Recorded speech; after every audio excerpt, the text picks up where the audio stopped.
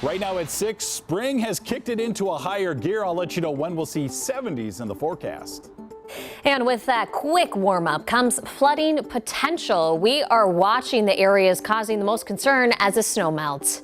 And the Golden Gophers are playing in the national championship game tonight. Our Will Hall is live in Tampa. The news starts now.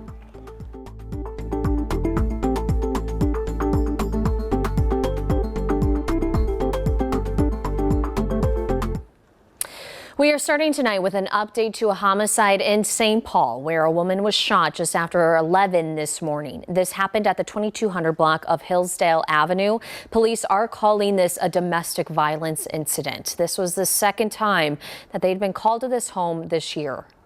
There were children in the house. It's under investigation where they were in the house at the time of this incident, though.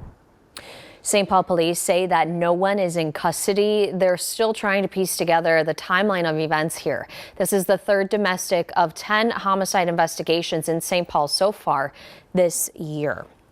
Now to something that everyone is talking about. Spring has finally arrived in Minnesota. We hit 60 degrees today for the first time since November 10th. Can you believe it? A pleasant change after a very long winter. But not all of this is good news, as Sammy Selena is here to explain. Morgan, I know many Minnesotans are embracing this change, but spring brings risk of flood. Many areas of the state will be keeping their eyes on nearby rivers and streams in the coming weeks. There's a couple of things going on. One, we have a sharp temperature climb. KARE 11 meteorologist Jamie Cagle says there are a lot of factors to look at when it comes to flood risk. And with these warming temperatures, as quickly as that is happening, and still the significant snowfall on the ground, snowpack, that's going to lead to some rapid melting. He says the first places to keep an eye on are low-lying areas and local creeks and streams. Could be your backyard, it could be the local parks, all over the state. Then into next week, areas along the Mississippi River downstream from St. Paul could be vulnerable. Those areas that are prone to flooding are certainly going to be on high alert over the next week or two. But there are still a lot of unknowns. How quickly can the soil absorb it? How much will make it into the lakes? Is there still ice on the lakes to inhibit it?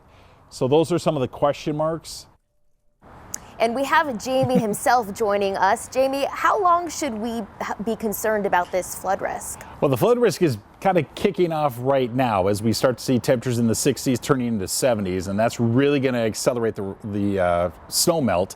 And then over the next week, we'll see things transferring from those low-lying areas into some of those smaller creeks and streams and making their way into the more larger rivers that we have, the Minnesota River, the St. Croix, the Mississippi. So it's just kind of working its way downriver, downstream over the next week or two.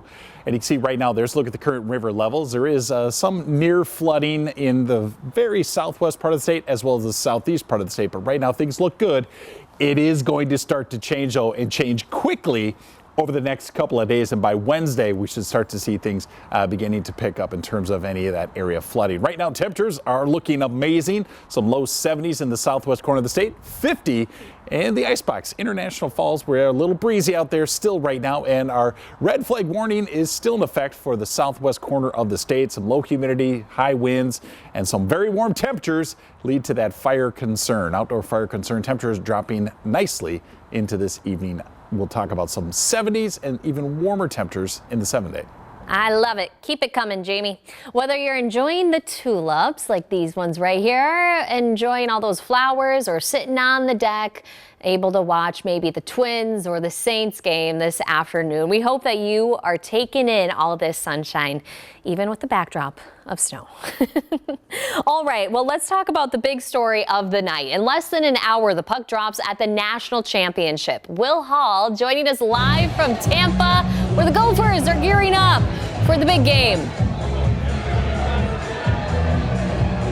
Good evening, Morgan. Welcome live outside Amalie Arena. I know you and thousands of Gopher fans are excited for tonight's national championship game between #1 Minnesota and #2 Quinnipiac. The Gophers Gophers hoping to end their 20-year national title drought. Meanwhile, the Bobcats seeking their first ever national title in program history. As you can see behind me, it has been a blast in regards to the pregame festivities. I'm going to step out of the way, kind of set the scene, show off this area. Pregame buzz about an hour away from puck drop. On paper, tonight's a matchup of two contrasting styles. The Gophers' high-powered offense averages the second most goals per game in the nation.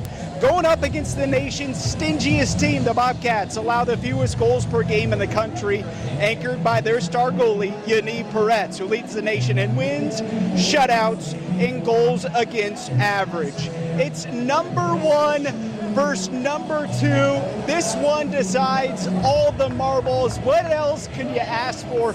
Coming up a little bit later on in sports, we're going to hear from Gopher players, get their thoughts on this sea behind me of maroon and gold that flocked down from Minnesota down here to Tampa. This atmosphere pregame has been electric. In the meantime, though, Morgan, we'll send it back to you. Oh, I love seeing all the maroon and gold in Tampa. Let's go Gophers. Okay, we got Devon, who is also surrounded by a sea of maroon and gold. You are at Blarney's tonight in Dinkytown.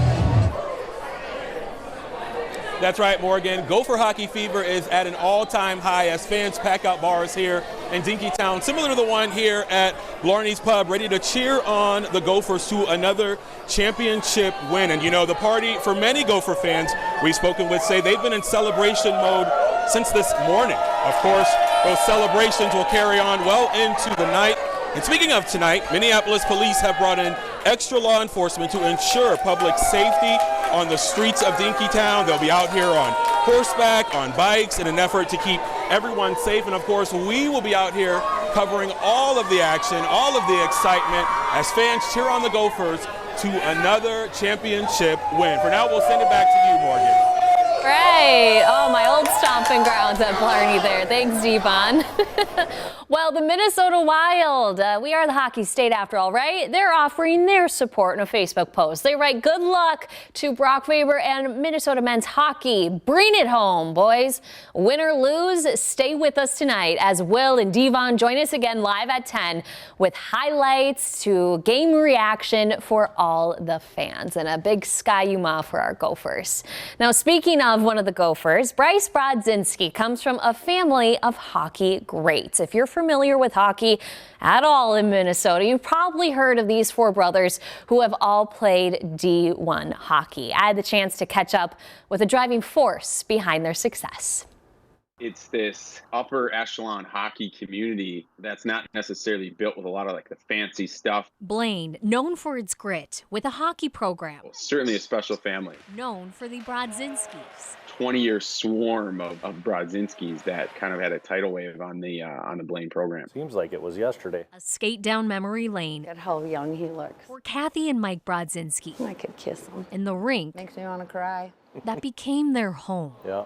A lot of time in here. Johnny, Michael, Easton, and Bryce, different personalities with one similarity. They had kind of this it factor that was probably, given to them at birth. Before Chris Carroll coached all the boys, it was a great time to be a Bengal. Their dad did. Affectionately known as Big Mike, the patriarch also played for Blaine with his brothers. He went on to become a Gopher, but transferred to St. Cloud, where he played hockey with Bob Motzko. Bobby Motz, yeah, Bob Motzko and I were teammates up at St. Cloud. That's not the only name that you might recognize. The program was well on its way in 1 year of having Herbie there. Yes, that Herbie. To be here this morning, actually, this is a bigger crowd than when I was hired and fired in New York City.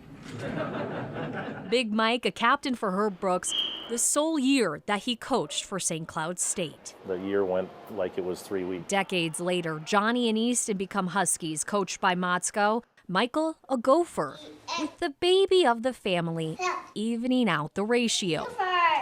All my brothers and all my parents are Gopher hockey fans right now, so no matter what happens, they're all pretty excited about it. We'll have Johnny and Easton can hide their Husky colors. And your dad, too, I forget. Yeah, oh yeah, he's more of a Husky fan than anyone in our family, so. Go Bryce! Rivalries aside, the roots all skate back to the same place,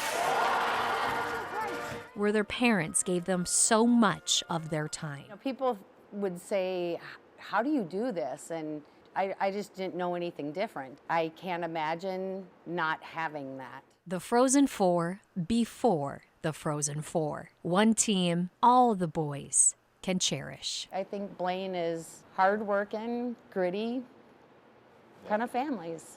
Morgan Wolfe, KARE 11 News. That's where I want to be.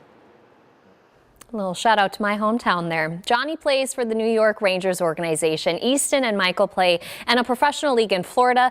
Michael also played in the 2014 Gopher Championship game. Bryce now joining him in that accomplishment in a few hours. Again, we will have more coverage coming up later in sports. Stay with us here at 6. We do have an update from Winona where the BCA are continuing an investigation into the disappearance of Madeline Kingsbury. Why they are ending public searches after the break.